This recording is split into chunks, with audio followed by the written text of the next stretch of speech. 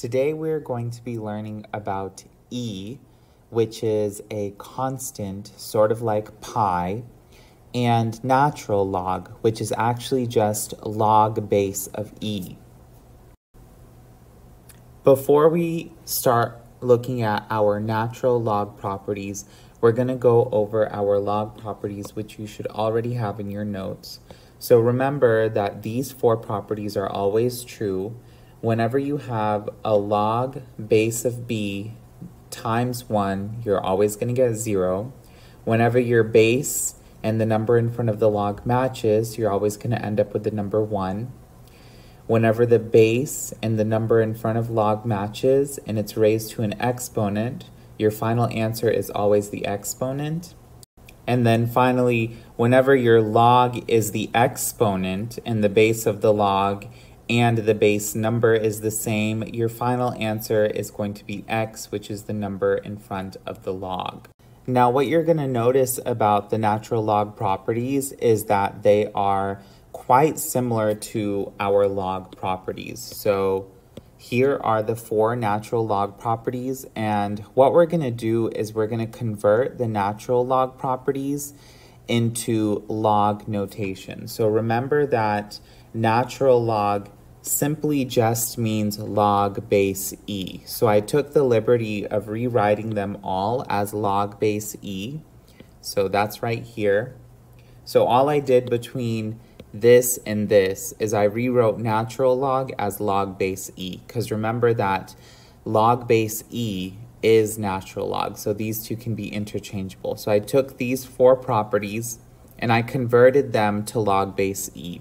And the reason why I did that is because when you are in log base e format, you can convert into exponential form and you can actually understand why the property is true.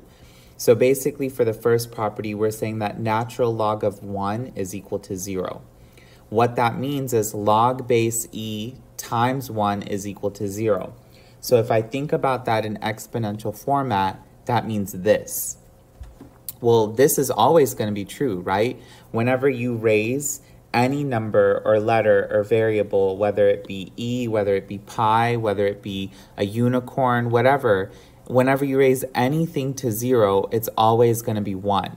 So this property is always going to be true. Natural log of 1 is equal to 0.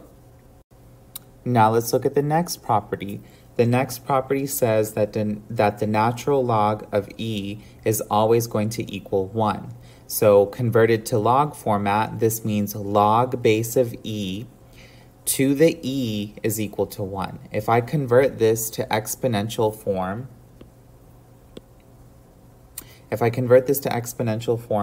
I see that e raised to 1 is equal to e. Well, again, this is always going to be true because anytime you raise a number to 1, you're always going to get that number, right? So if this was pi, pi raised to 1 is equal to pi. If this was, again, our friend the unicorn, unicorn raised to 1 is going to equal to unicorn. If this was Mr. Sandu, Mr. Sandu to 1 is equal to Mr. Sandu. Anytime you raise something to 1, you always get that thing all over again. Our next property says if you have natural log times e and it's raised to the exponent x, you're going to get x as your final answer. When you convert this to log format, what this means is log base of e, so remember this equals natural log base of e times e raised to the x is equal to x, okay? Again, when I convert this to exponential format, I can see that this means that e raised to the x is going to equal to e raised to the x. Here we have symmetry, right? Whatever is on the left side of the equation is also on the right side of the equation. So this statement is true, which means anytime you have natural log of e, you always get whatever's in the exponent by itself. And finally, for the last property, whenever you take e and you raise it to an exponent of natural log of x, you're always going to end up with x. So again, for this one, when you convert it to log format, again, all I did was I took natural log and I replaced it with log e. When you convert it to this format, this is actually an exponential format. So we want to go from exponential to log. And when we do that, we end up with log base e to the x is equal to log base e to the x. So again, this statement is symmetrical. So we know that it's true. Whatever's on the left is also on the right. So this is true. Just like we did with our log properties, the goal with your natural log properties is to use them to solve equations. So on the next page, we're actually going to do a word problem that requires you to solve for a variable, and the only way you can solve is if you know your natural log properties. So here we have our friend Becky. Hi, Becky. Becky deposits $3,500 in an account that pays 3.2% annual interest, compounded continuously. How long will it take for the balance to reach $6,000? So there's a couple of important pieces of information that we should highlight. First, we have the $3,500, which Becky placed into the account. Then we have our 3.2% interest. Also, it says compounded continuously, which gives us a clue to what type of equation we should be using. And then they also give us the final balance of $6,000. So based off of what's said in the problem, we know we're using PERT. So A equals PERT. Remember, this is the continuous formula, and we should already know what all the different variables stand for. Let's go ahead and start by identifying what information we have and what information we need.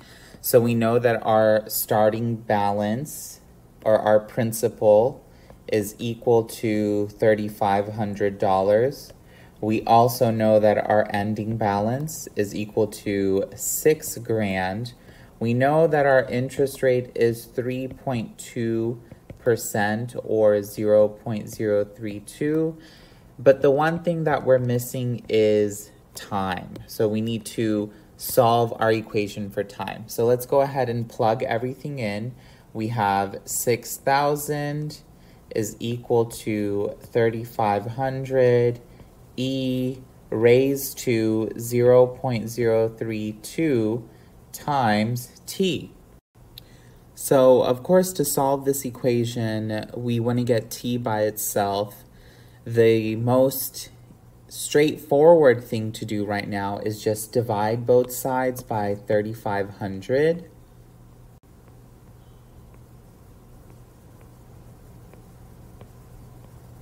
Which cancels these right here.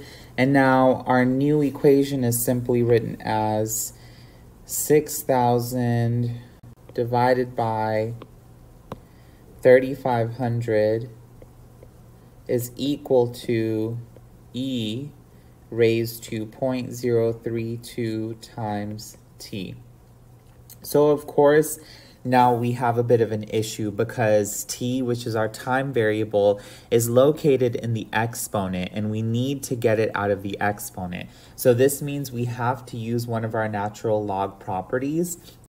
And of course, the property that comes to mind is natural log of e raised to x is equal to x. So if I multiply both sides of this equation by natural log, then essentially the e is going to disappear, and all I'm going to be left with is what is in the exponent, because that is exactly what this property says. Natural log times e gives us the exponent. So let's go ahead and do that. I'm going to multiply both sides of this equation by natural log. So I have natural log of 6,000 divided by 3,500 is equal to the natural log of e times 0.32 times t. So this disappears, and I'm left with the natural log of 6,000 divided by 3,500 is equal to 0.032 times t. So to get t by itself, the last thing I'm going to do is divide both sides of the equation by 0.32, which leaves me with 1 over times the natural log of 6,000 divided by 3,500 is equal to t. And of course, you're going to plug all of this into the calculator because I don't expect you to know how to do natural logs in your head. And so we get t is equal to 16.84 years. So again, what this means is Becky put $3,500 in an account that has an interest rate of 3.2% compounded continuously. The money sat there for 16.84 years, so a little less than 17 years, and she got $6,000 back. Following this video, there's 7 questions over compound interest, and you have to use your natural log properties to solve each equation. So go ahead and give this a try.